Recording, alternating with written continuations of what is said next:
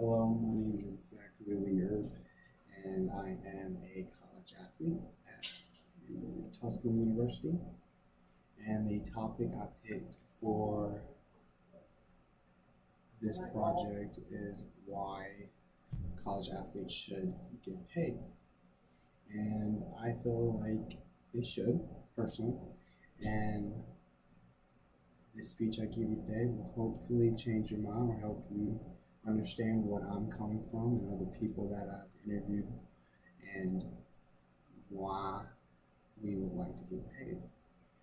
To start off, I would tell you that being a college athlete is really, really hard, and it's honestly not for everyone. I have figured out that it is like having a full time job and school, which honestly is really, really difficult. Um, I brought about two things and some interviews I had from other people on why we should be.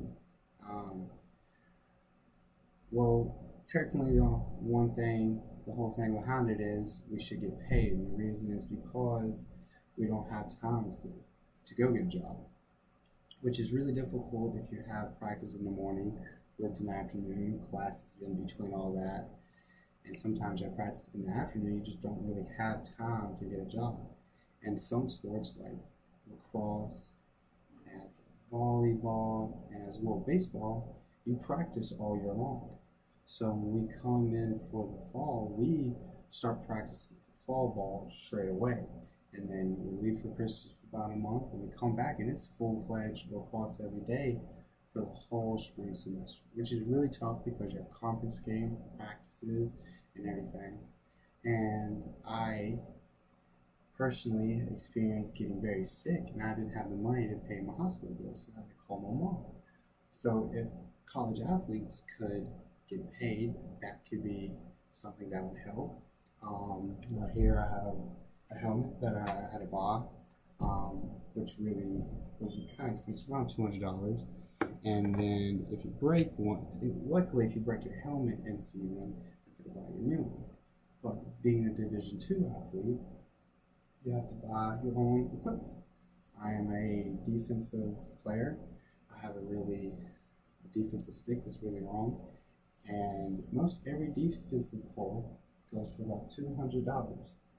And I can account that this whole year I broke four defensive poles and about three heads, which heads by themselves are like $60, and then you have to get them strung, you have to buy the mesh, take mesh is this part. You have to buy the strings, which are not like normal shoestrings or strings. They're cross strings, sidewall, all of that, which really can like put a dent in your pocket. And I interviewed some of my teammates, and I asked them, I was like, if lacrosse people, or even if athletes got paid, what would you spend? Let's say we made $100 a month. It ain't much, but what would you use for $100? A lot of people said food and cell phone bills and bills in general, like insurance for cars. Like I have insurance, and luckily, my mom pays for that, which is very lucky, very up there.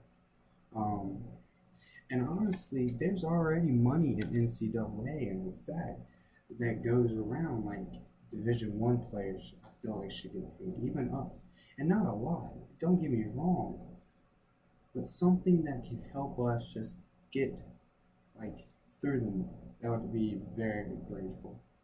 Um, and honestly, without that, if I didn't have my mother, I don't think I could have done this because having the bills, having doctor bills, having to buy new equipment when they break, I am very lucky, and some other people aren't.